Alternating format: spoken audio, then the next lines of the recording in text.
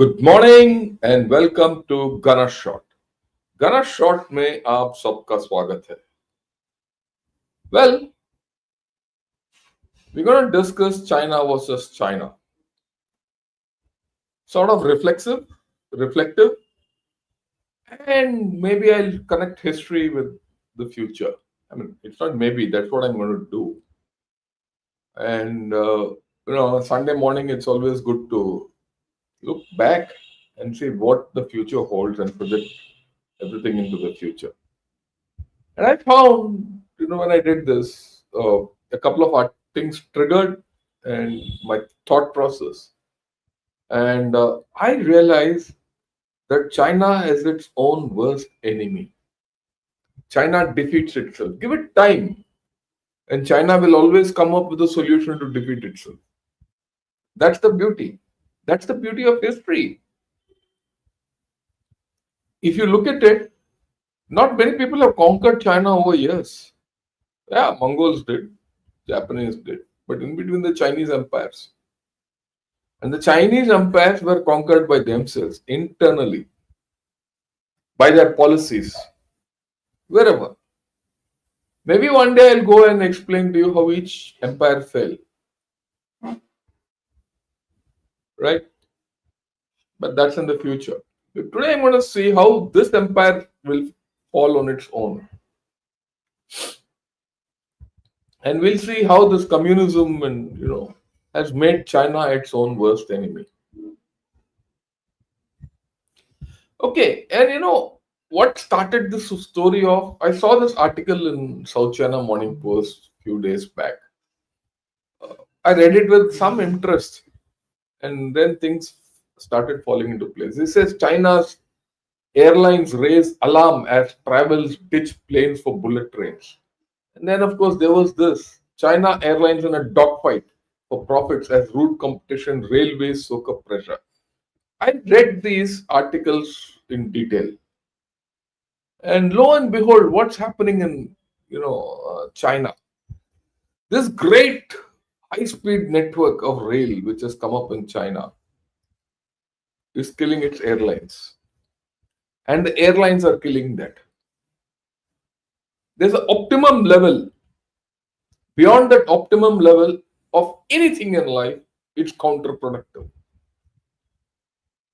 You can have that much food only, what your stomach can absorb, and so if you eat more, you'll have a bellyache, or you'll have a loose motions, or you'll have a upset stomach, whatever. And if you make a habit of eating too much, you'll become obese. That, in essence, is China. They have the biggest rail network in the world. Right? That network is now competing with their airlines. And now they've gone in for that C-1919, their wide-bodied aircraft, and they're going to flood the Chinese market with the. Who's going to fly? Just think, you have a huge high-speed rail network. You're expanding your airlines. Your people are getting poorer. At some point of time, there's a dogfight going to happen. And that dogfight will kill China. China is its own worst enemy. Its development is its worst enemy. Everything what it does, it kills itself. Well, you might think this is one odd example, and this is all stupid and all that, and this is an old man's talk. But look at this. What's behind Pakistan's solar energy push? China is one factor. This is a very interesting article in the print which came out. And what does it say? This is it. The rapid and unregulated growth of solar energy in Pakistan is starting to affect the national power grid. As more people turn to solar, demand for electricity from large centralized power plants is falling. Oh man, this is the end of the Belt and Road Initiative.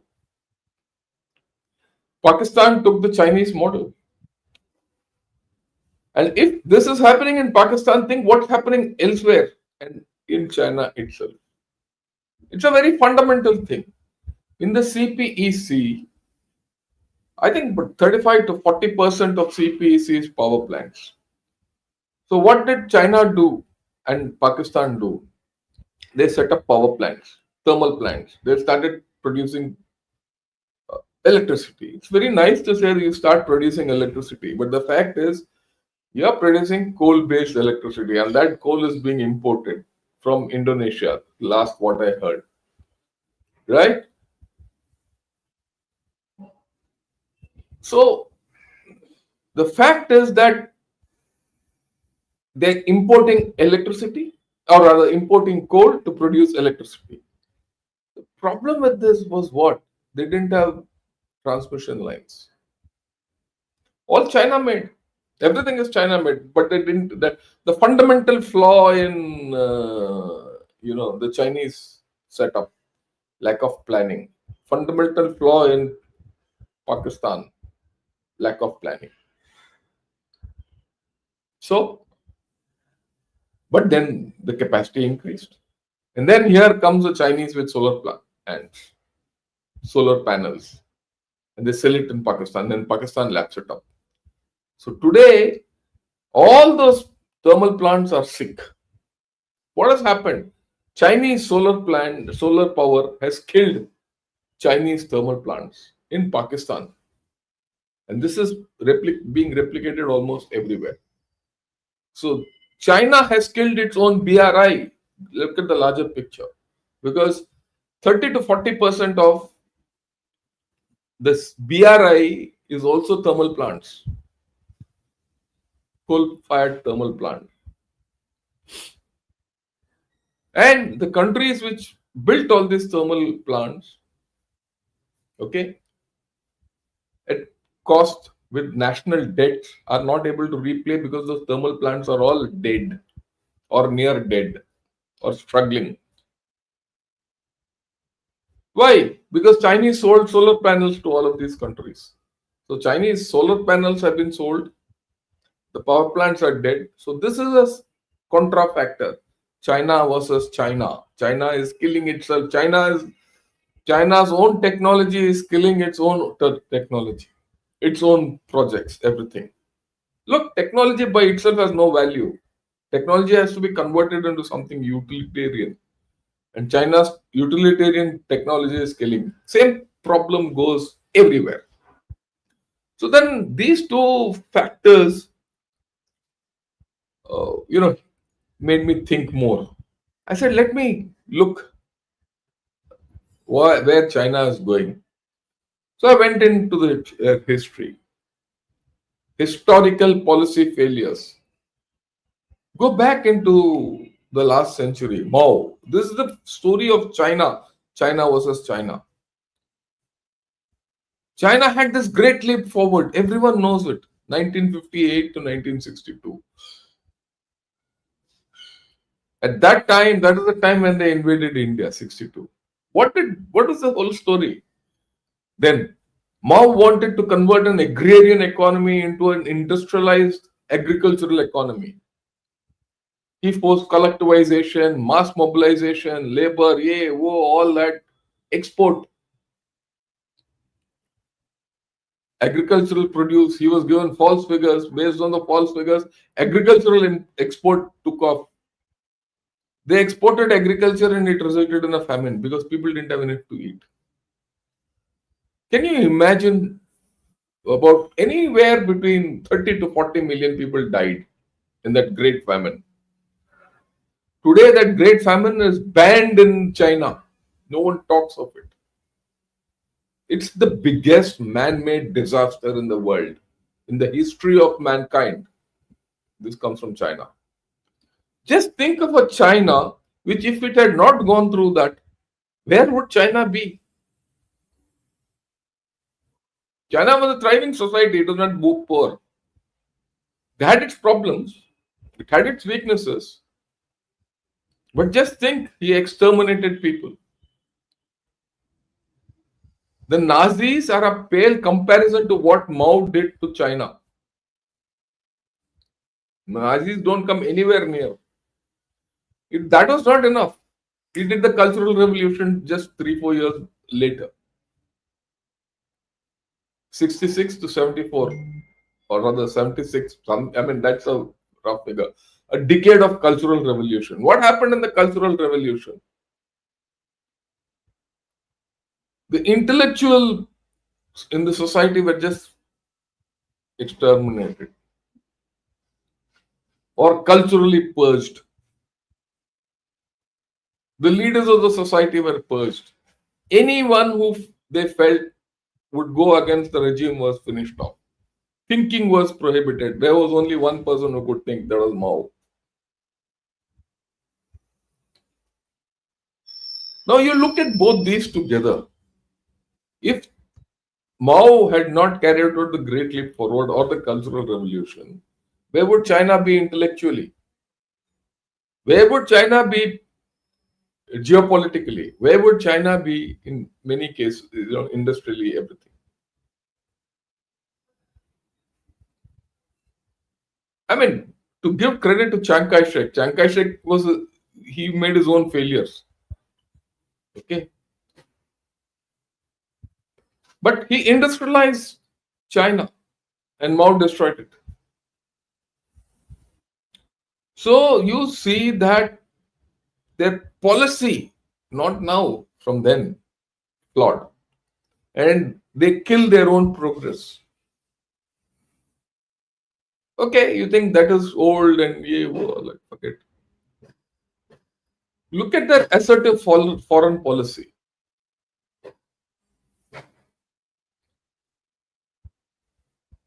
They've been so assertive in their foreign policy that all their neighbors are antagonists to them except Laos and Cambodia. Even North Korea is right. So the Chinese dream and that rejuvenation of the Chinese empire, whatever they call it, revenge on the century of humiliation. What has happened? What happened to that wolf and the warrior? The wolf is there, the warrior has vanished. 4 years back, we found this new thing, wolf warrior. They're trying to revive it with Japan. They'll buy it. In 2019, I vividly remember China was the darling of the world. Everyone said, oh, the Chinese century has come. Power has shifted to the east.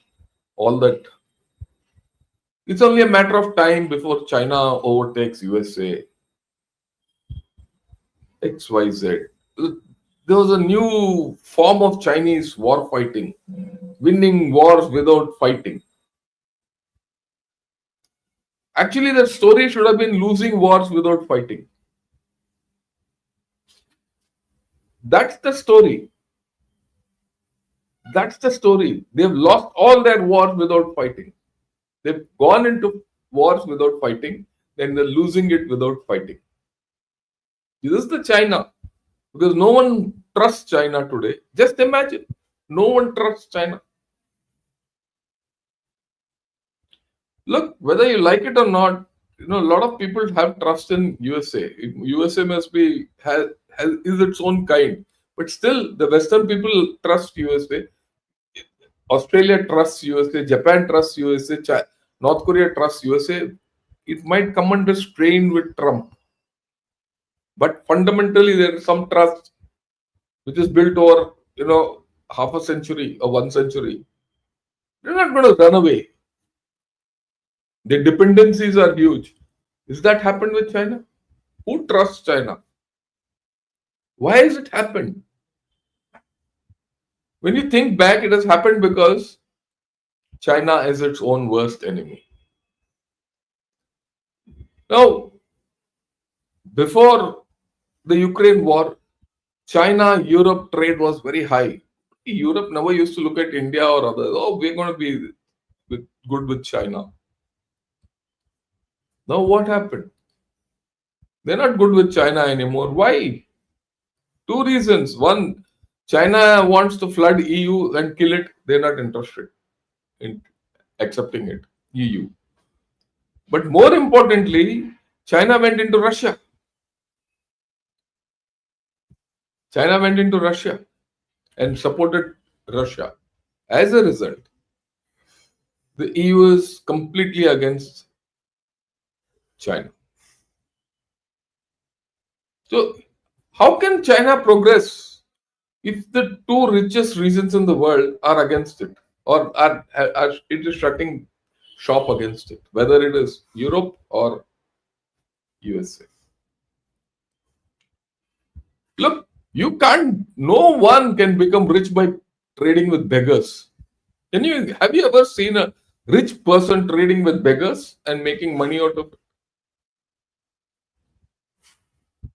That beggar will, make you a beggar, and sooner or later that's happening to China. So China is its worst enemy. China versus China. Then look at this real estate crisis versus its economic health. That's a classic case of how China killed itself.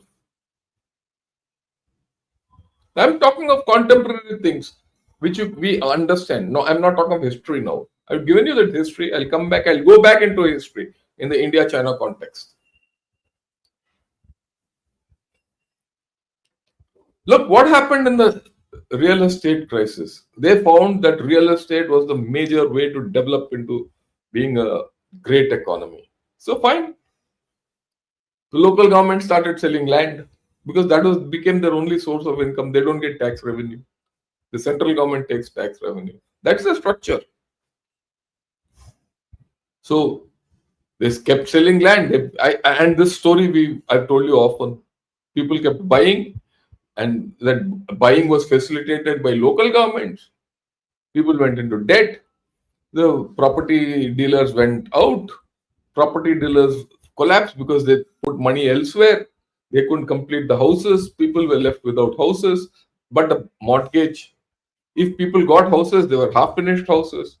And then the value of all these fell down. So, complete write off of millions, trillions.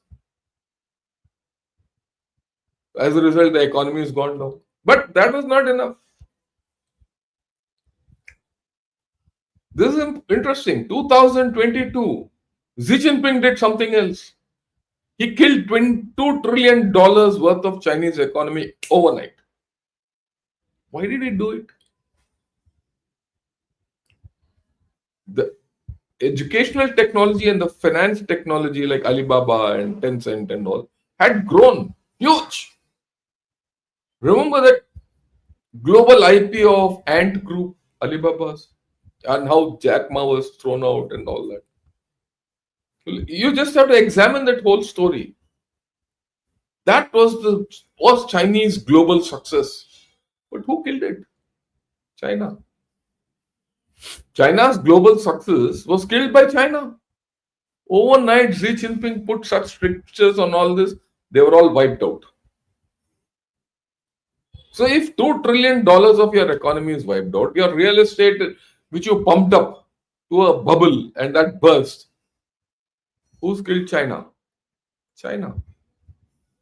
Did China need anyone else to kill it and its economy? No. If today China's economy is struggling, who's responsible for it? Is it USA, India, Pakistan? No, it's China. That's why, if you look at it, it's sort of reflexive. Ponder over it. China kills itself.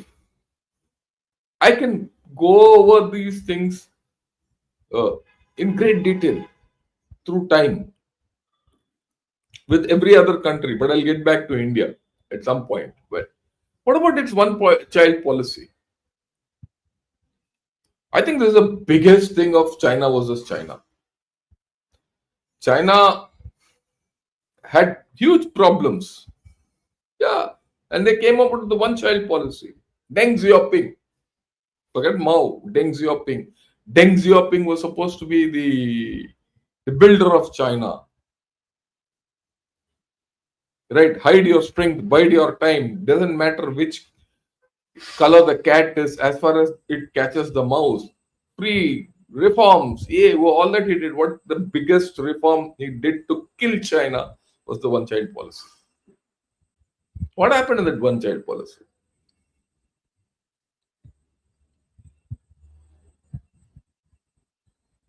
The one-child policy actually consigned China to a fate worse than any third-rate country. You don't have children. You don't have a working force. You don't. You have an aging population. Complete gender imbalance. Complete demographic imbalance. Who created it? Oh yeah, it was not Morarji Desai or Indira Gandhi or Modi ji. It was Deng Xiaoping. It was not Richard Nixon or Jimmy Carter who created this one-child policy. Deng Xiaoping. Then what's interesting? They implemented the one-child policy with great success, with such great success that when they removed this one-child policy, they couldn't reverse it. They and said we'll have a two-child policy. They couldn't implement the two-child policy. Their failure is not in implementing the one-child policy successfully. Their failure is not being able to implement the two-child policy or the three-child policy which they have now. Why? They couldn't change.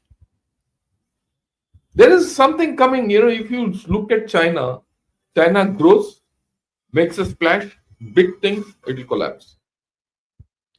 Series of collapses, series of setbacks. From where has it come? It's not come from external influences. This is not a color revolution happening. It is from within China. Now, this demographic collapse is irreversible. It will finish China. China as a global power, as we know today, is, or as we expect, or not even expect, we feel it is today, or many people feel it's a global power, is finished. What's a power without people? What's a family without children? Who's done that? China. You might blame the Communist Party. I have no problem with it. But who created the Communist Party? China. People. Who supports the Chinese Communist Party? People. If the people of China don't want the Communist Party, that Communist Party will go. But they are now in a trap. China versus China. Now that they've created this Communist Party, it will not go. It cannot go. China was, and the Chinese Communist Party will create great things but kill China. Am I talking something different, far different from the reality of China? I'm giving you examples.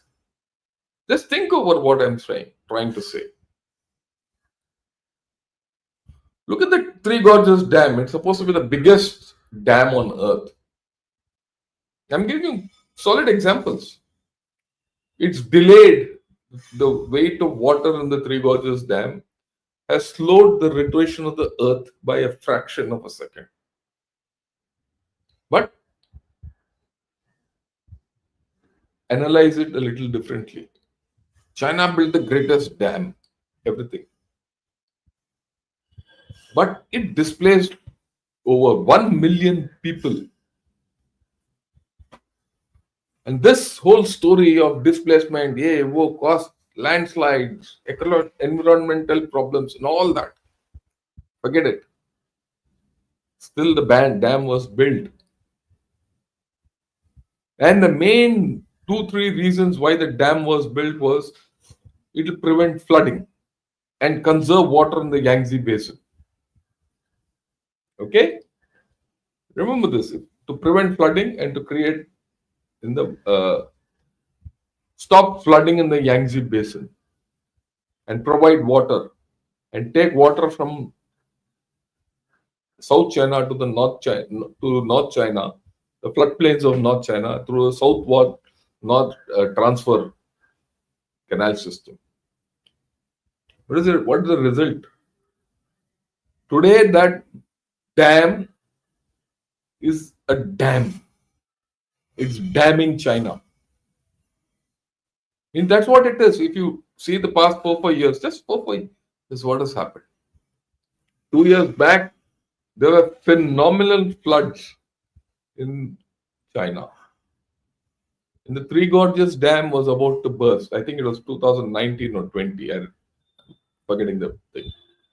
What did they do to save the dam? To save the Three Gorges Dam, they broke 13 dams elsewhere. In doing so, in all those areas where they broke those dams and let water go elsewhere, they created floods. And people, their agriculture, everything. The very reason why Three Gorges Dam was made was in 1 year they finished it off. Why? If you let the Three Gorges Dam break, it will create a bigger mess than what that was. But then the fundamental reason was failed. Floods, flood control. You don't do flood control by breaking dams every time there's a flood. And the very next year, there was a famine. Three Gorges Dam didn't have water to feed down the Yangtze. Yangtze dried out. People were driving across Yangtze along the bed in a motorcycle. And there are pictures of this.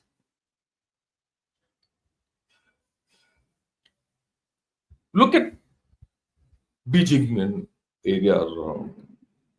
For the past 3 years, just for the past 3 years, I've been here seeing a lot of reports of Beijing being flooded. Unusual rains, ye, wo, all. And to save Beijing, what does China do? It breaks dams in the place and ensures that water which otherwise would have come into Beijing goes elsewhere, diverted away. And that elsewhere creates problems for China. End of story. Right? So, whatever they make, they kill on their own. And this is the history of China. This is contemporary history. I'm not talking of, I've given you examples of earlier history. But look at BRI. BRI was supposed to be this great, thing to get strategic influence, geopolitical influence, ensure that money comes in and goods go out and all that. What's the reality? Look at Pakistan. Pakistan and CPEC was the flagship of BRI. That's a complete failure. Gwadar. Gwadar was supposed to be their first overseas theater command with nuclear submarines there and all that. What's the reality? Americans are going to come and sit in Pasni. China invested into Pakistan, knowing fully well that Pakistan will not repay. What is the thing? Loss. Wherever China has gone in, largely people resent Chinese. So, what is this influence you're getting? So, this is something we have to understand. China versus China. So, I've given you global examples, I've given you examples within China. Now, let me come to India. China. I'll take it on a different tangent altogether. See this headline of Telegraph. It says LAC standoff, a Chinese Himalayan blunder or a grand plan. Okay. When did this come out? It came out in 2020. This article is of 2020. Right. So I started thinking of it. Is it a Himalayan blunder? Then I came to the conclusion that China has committed three Himalayan blunders. A lot of reflection, a lot of research. Later, I'm putting it in absolute terms. Three Himalayan blunders. So let me describe each Himalayan blunder the way I know it. That is why I say China versus China. China has seemingly beaten India in 1960. Okay, it's done whatever it wanted. Massive defeat on India and military defeat, and psychologically till now, from 62 to now, many in India feel, oh, China can defeat us like it did in 62, and China still talks of how it defeated India in 62. All this context, even Pakistanis talk of this. Yeah, I agree with you. But did it really defeat India? Remember that Clausewitz edict. War is politics by other means. If your war doesn't end in a political victory, it's a defeat. And you see that anywhere. You look at it in America, Afghanistan, Vietnam, Russia, Afghanistan, USSR, Afghanistan, Russia, Ukraine, many places. Same thing with China. China defeated us militarily. But did it result in a political victory? For many people, it might seem that it's a political victory. But look at it from a different perspective. What is the relations between India and China before 62? It was one of Hindi Chini bye bye. One. Number two, what was the position of India on Tibet before 62? Before 59?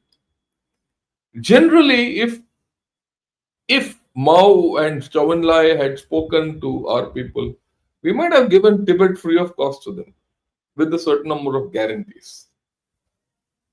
But that didn't happen. They just expanded. And we felt that, but well, we were foolish for whatever reason. Then what did China want?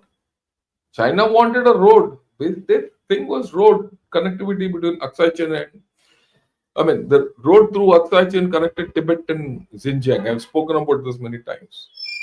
They just needed that road stretch of 100 kilometers from Tashkent Zong right into Xinjiang.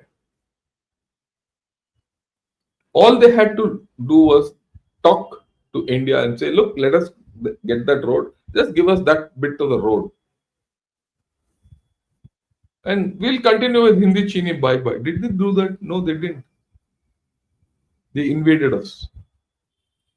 Till then, India was its friend. But by that invasion and whatever happened later, whatever military defeat they inflicted on us, they lost India. They lost India in 1962. And so far, they have not been able to regain it. Just think of global affairs. If India and China are on the same page, I always maintain, and I've spoken of this even in Jaipur dialogue with Sanjay Dikshit and anywhere else, and I've written about it. India and China never had problems through civilizational. They were civilizational partners, or rather, coexistential civilizations. There's not actually issue between India and China till the border came up and Mao created that problem. Till then, there was no problem. We could have discussed. But Mao wanted a military solution. He had a military solution for it. He imposed that military solution, went ahead. But in the process, he lost India completely. Mao, if you see, he created a China which is going to defeat itself. See it in the overall context. Whether it's in Korea, whether it's in Vietnam, whether it is in India, whether it is the Cultural Revolution or everything, China defeated itself.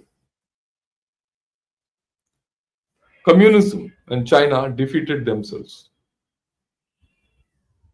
That's the first blunder. It was a Himalayan blunder. People, 1962 ensured that India never forgets, and it turned China into a permanent enemy. Period. Okay? Over, that done. History happened. We started living with it. We started even accepting the fact that, look, China is a problem. We continued. Bangladesh happened. Pakistan got sorted out. All that. No problems. Slowly, people started saying, okay, 62 happened. Let's get ahead with it. Chinese state and the Indian state have to, grow. Let's grow. Let's be okay. We might not be great friends, but at least let us coexist and continue. We did that.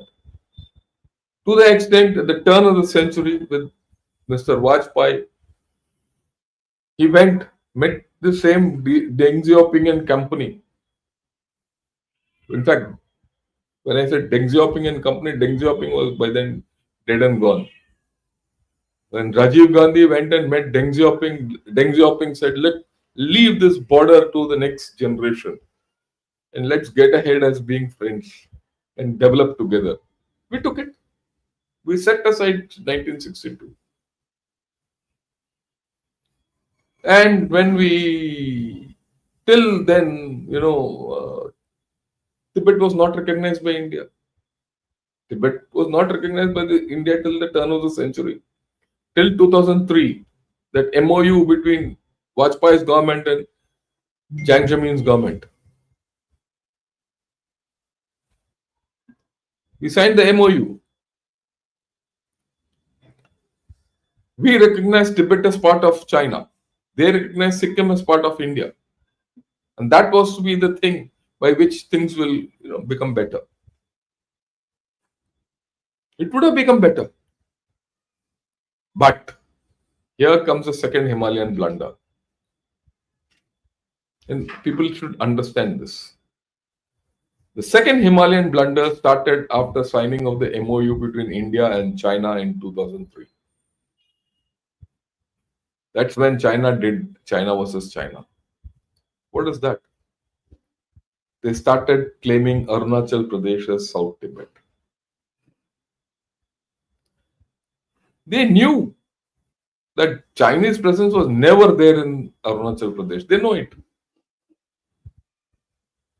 Why did they want it? They didn't bring this issue of South Tibet in 2003 when that MOU was being signed. And when we were recognizing Tibet, we were recognizing Tibet. It was a solid platform for us, for India-China relationship to go positive. If the issue of South Tibet and Arunachal Pradesh and McMahon line had not come up or not revived after the 2003 MOU, then the problem was some pockets in central sector and Aksai Chin. We could have spoken. The political solution still between India and China hinges around some aspect of give and take in Aksai Chin. But that give and take in Aksai Chin was killed by their claim on South Tibet or Arunachal Pradesh. They also know they'll never get Arunachal Pradesh in their lives. Not on this life, next generation and the next generation. Because it was never theirs to start with. But what happened in that whole story of claiming Arunachal Pradesh, which I say is the second Himalayan blunder? The LAC problem or the LAC standoff or the fundamental problem of the LAC got revived in a bigger manner. It became big. Instead of reducing the problem of the LAC in 2003, beyond, the issue of South Tibet and all that started coming around 2005, 2006, 7. Till then, the word South Tibet did not exist. It was not there anywhere.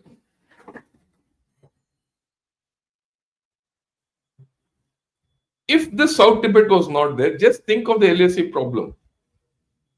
It would have only been about Aksai Chin. We could have spoken about it. After all, we had the solid base, India and China. In fact, China had the solid base that India had recognized Tibet, and India was one of the last countries not to recognize Tibet. And that was a very fundamental issue of one China. And if they didn't have a problem in Tibet, they could have solved the Taiwanese problem. Just think of the ramifications of claiming South Tibet, the Himalayan blunder of South Tibet. Instead of narrowing down the problem with India, which there was a base with the 2003 MOU, China chose to expand it. But in expansion, they opened their own back door. They kept this LAC issue alive. And at a time when politically they were at their strongest. That's the contradiction. That's the blunder. Remember, we're talking of a time 2008, Beijing Olympics, everyone was. Even India gave up on the Tibetan movement at that time. We didn't support them. At a time when we were supporting China, China was claiming South Tibet. People don't understand this. That, in my opinion, is the second Himalayan blunder of China.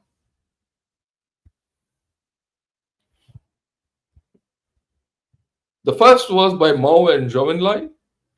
The second was by Deng Xiaoping, Hu Jintao, and Jiang Zemin. In fact, I will leave Hu Jintao out of the equation because he came later.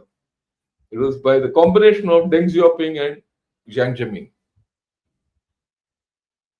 The second Himalayan blunder. And this is something which people don't understand.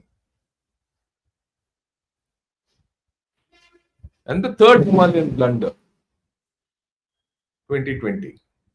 That I think is what Telegraph says, a Chinese Himalayan blunder of the greatest proportion. What happened in 1962 is hazy to many people.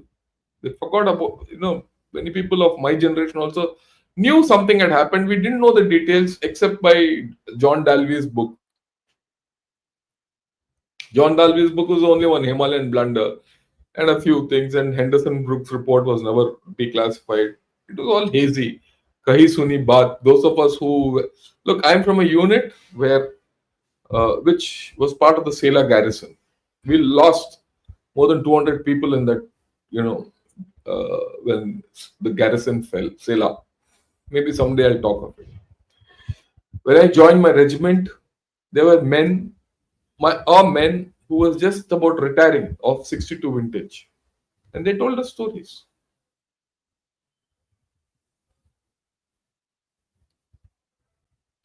And those stories were incoherent. Those stories were incoherent with what we learned. And slowly by then people started forgetting. And about 4-5 years of my entering service, those people had gone. That sentiment had gone. And the Bangladesh sentiment came up all over India. 62 was a receding thought. The dominant thing was 2003 MOU. Oh, well, okay, whatever happened then happened. Let's reverse. By 2020, 62 to 20, you're talking of 6 decades. That decade are now old people. People born of that decade were old, like me. We were a minority, aging community. The youth of India didn't even understand what happened in 2003. They have no this thing of that MOU and post MOU what China did. No one understood it. They were only looking at India, China. We should grow together and this and that. We were on the same page. Mr. Modi and Xi Jinping met 19 times before 2020. The last one being at Mamallapuram. It happened. I remember still. You know, uh, Xi Jinping was staying in Grand Chola near Katipara, and I was going through that day one day when from IIT back when he was zipping off to Mahabalipuram early morning. We were doing, beach combing, and he was eating dosas here in Mahabalipuram. 6 months later, we are at war. What happened? The third Himalayan blunder happened. Well, what happened? We know 4 years later they had to go back went back to the starting blocks. It was a failure. That's a different story. But look at the thing which has happened. People who had forgotten completely everything about China, 1962, how China fights, how the what that salami slicing, all those things came back into the lexicon. In 2020, there were very few people who could talk about China. Today, I am a relic as far as China efforts are concerned because new people have come up. New people have discovered that China is your biggest adversary. 2020, whatever happened has triggered off complete reorientation of India from Pakistan to China. The 2003 MOU took India's focus away from China towards Pakistan. By the second Himalayan blunder of reclaiming South Tibet, they brought the whole thing back into focus. Xi Jinping did, the third Himalayan blunder, made a shift back to the LAC. We'll handle Pakistan. We have to deal with China. Now, China is stuck with the militarized India along its LAC. Infrastructure growing, militarily we are refocused, rebalancing. They can't enter the Indian Ocean so easily. Yesterday only I spoke of it. And they've been found out that they could do nothing, that the Chinese Navy could do nothing. Either in North Arabian Sea, West Arabian Sea, or for that matter in the Bay of Bengal, nothing. They're still struggling. And other things of China versus China, one child policy, economy, assertiveness, all that has killed them. Is killing them against India. The third Himalayan blunder. Where does it leave China? It's not only done that in the third Himalayan blunder, they revived the Tibetan problem. You see the trajectory of India-China relations from 2020 to today. The Western commentary can say what they want because they want to paint China as a thing. But see that, look at that. Yesterday, day before, I said India-China is a push-pull relationship. Militarily, they can't overpower us. Yesterday only I spoke how by dealing with Pakistan, we have given China a message. We are at parity. How has this happened? It's not happened because of us. We were actually not interested in China. If you go back in 2019, they revived the whole thing. The third Himalayan blunder. So I've given you 3 Himalayan blunders. Is the 4th Himalayan blunder going to happen? I'm going to see where it's going to happen. Will China take the risk of doing the 4th Himalayan blunder? I don't know whether Xi Jinping has the capability of doing a second Himalayan blunder or whether he has the time left to do so. The second Himalayan blunder has costed China a hell of a lot. It opened a rear door of Tibet and Xinjiang to the world and to India to exploit. And virtually, while facing the front door of China has maximum problems in Japan, Taiwan, South China Sea. And today, it has a problem in its rear door with India.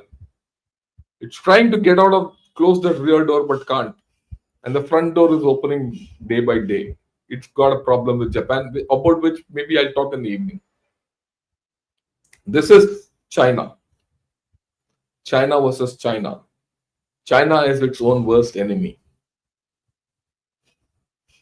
China's repeated Himalayan blunders are going to cost China. I'm waiting for the fourth Himalayan blunder. I've not identified it as it.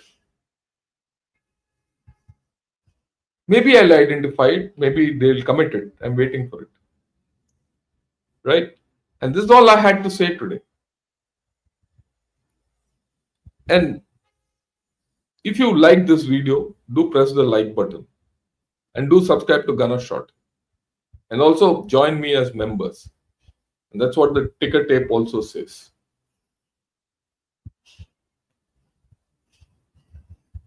Why am I talking this? We need to understand China. There's no doubt China versus China. Wait for that opportunity when China kills itself. Like, don't get upset. Don't get to this thing. We don't have to match China and what it does. Because if you match China and what it does, you'll feel the same. We will meet the same fate as what China is suffering today. Give it time. China will kill itself. That's how you deal with China. Thank you. I'll take a few questions. Yeah, thanks a lot, Sanjeev Dayal, for becoming a new member. Yesterday also I did mention about it. Yeah. Ladybird Haru, good morning. Akash, good morning. Yeah. Vijay, good morning. Yeah. Aditya Baswan, good morning. Ashish Hegde, good morning. So China and USA are the same hungry Mogambo. Yeah, I agree with you. Yeah, this fellow Silver Flash, I'm sure. This fellow's from Pakistan. Okay, he keeps coming. Either it's from Pakistan or China, but that's okay. Good morning, General. As my promise, I will never leave China series, but rest videos I will watch later. Two by. Yeah, thanks a lot. Right? Only sinologists who understand China, other are happy. Yeah, Sanjay, thank you. Most effective session last night. India is changing the new playbook. Thank you. Look, you have to understand that. I would suggest all those who are watching this video see yesterday's video on India is changing and see this video, and then you understand where we are going with China.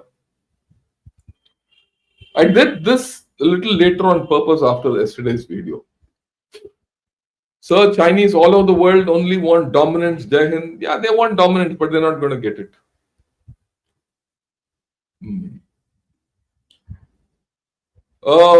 Missed the Catch Me If You Can session with our country, and what a session, sir. Should go through the actual article for full read. Miss viewers, please watch. Yeah, you must. That I think was a very, very thing. And look at this fellow Silver Flash. He's talk propaganda. Okay, got hammered again by terrorists. All this nonsense. Okay, so that's how it is. And India is 50 years behind China. You reek of jealousy. I'm not envious of. I pity China because you chaps have killed yourself. You are from China. Now I can make out. You have killed yourself. A vibrant civilization which is killing itself. You don't pity it. All you can do is pity it. Our narrative building is not enough. Young people's expectation has been captured by hostile narratives. I agree with you. Yeah, I agree with you. Okay. US will never let anyone rise. That's a useless theory. Yeah. Request you to ban Silver Flash. It's okay. He's either a Pakistani, a Kanglu, or a Chinky. It doesn't matter. Let him talk what he wants. You should know what he talks. Yeah, there is a huge lack of sinologists in our country, and you're a beacon in the middle of the ocean. I am here as promised for the China series. Thanks a lot. Oh, yeah. Good morning, sir. Glad to catch you live this session. Excellent sessions on Bangladesh and India's tactics this week. Your splendid and supremely rational videos are a highlight of the day. Thank you, Saurabh. Today evening, we'll touch on the Japan China spat. And tomorrow I'll talk of the political history of Bangladesh. This is what my plan is, unless something happens.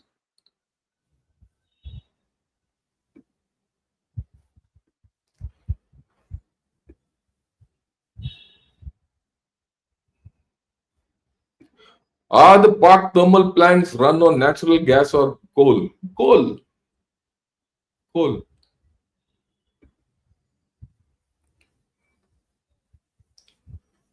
Okay. Jayant Kumar. Sir, please comment on India's superior capability of submarine hunting and our Navy growth in the past 20 years. I'll do that. One of these days, I'll get someone to talk of it. Because I can talk of it, it's not that, but I think a naval officer talking of it is more authentic. And I'll get him to talk of this very subject. Because Indian Navy, like I showed yesterday, has come of age. Right? There's no doubt.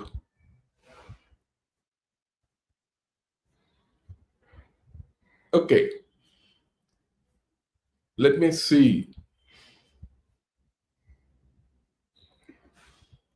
We are also heading towards the same problem. In 30 years, the most valuable thing will be the people, the size of. Yeah, we are, but we'll not. I don't think we'll get to that. Our civilization will take care of it. That's my thing. Western analysts now point out how India's own average number of children is down to 2.1, which is barely above the replacement rate. Will we likewise face democratic crisis down the road like China? You know what? Our demography came down to replacement rate of 2.1, not now. Way back in 2008. 2008. For the past 17 years, we've maintained it. So don't worry. Okay.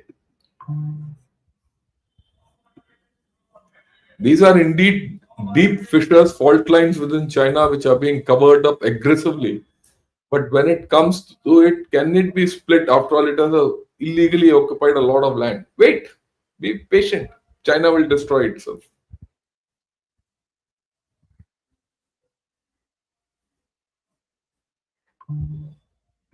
Yeah, young people have been captured by hostile dialogue. We can't expect them to grow and learn from that. They compare and are, yeah, we'll have to do that. That is something we'll have to do. Yeah, there's no doubt about it. Good morning, my good General Sergi. Thanks a lot for attending. Yeah, I'll take out this thing because the silver flash, too many of his comments have come out. Hmm.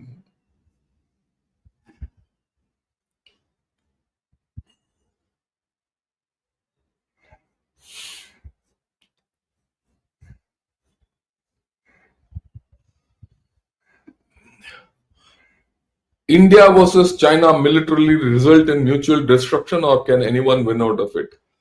No one's going to win. No one's going to have a war. China will not fight India beyond a point, and that it's learned its lesson in 2020. If it does, the war along the Himalayas is going to be one of uh, mobility and terrain capability, and there India will win.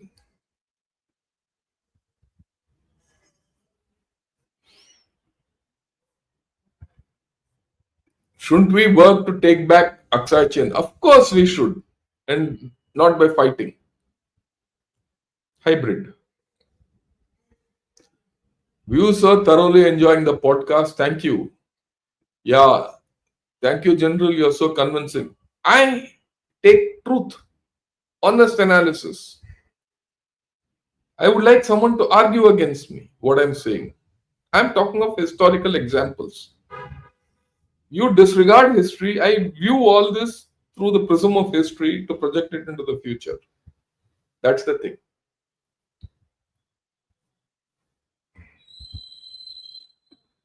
Yeah, will China population and society collapse because of one child policy brutal effect? It is doing. It's already happening. It's happening.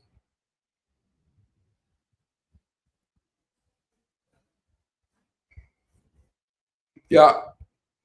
Morning, Manivandan. Nice that you are back here. Yeah, this is an interesting thing which I've been saying. China's people don't have brothers, sisters, uncles, aunt because of one child policy, and that is why the internal society will collapse.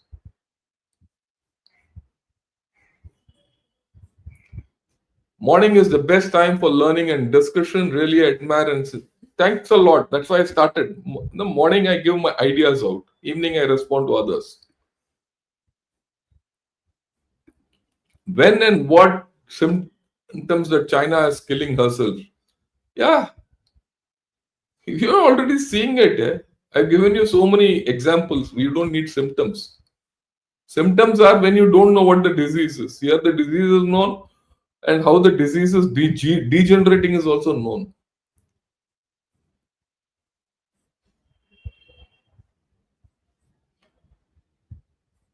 Is there a difference between capability of Navy who has experience of running an aircraft carrier over 70 years versus a new Navy with aircraft? There is a huge difference.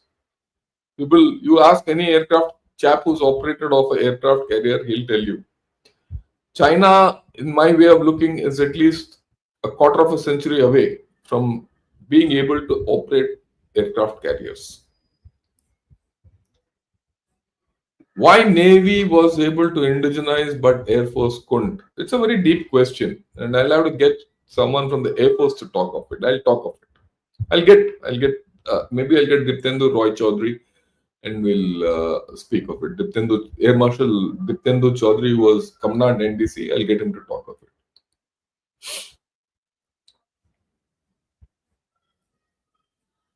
Okay. Does Tibetans have good opinion about Indians? They have. And let me tell you something.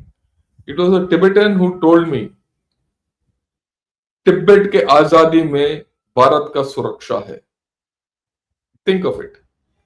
Tibet के आजादी में भारत का सुरक्षा है. Very deep statement given to me by a Tibetan, and we have to work on it. Yeah, this is some interesting thing. We have 2,500 births every hour. China has only 1,000, so no worries. I completely agree with you. Yeah, we're done for the day. Thanks a lot to everyone who attended today's morning's podcast. Join me in the evening. We'll talk of Japan, China. Something is looming up there. We'll have to see. And we'll have to see that in the context of China. I'm shifting from the rear door of China to the front door of China. With this, thank you. Have a great Sunday. Meet you in the evening at 8 o'clock. And Jai Hind to all of you.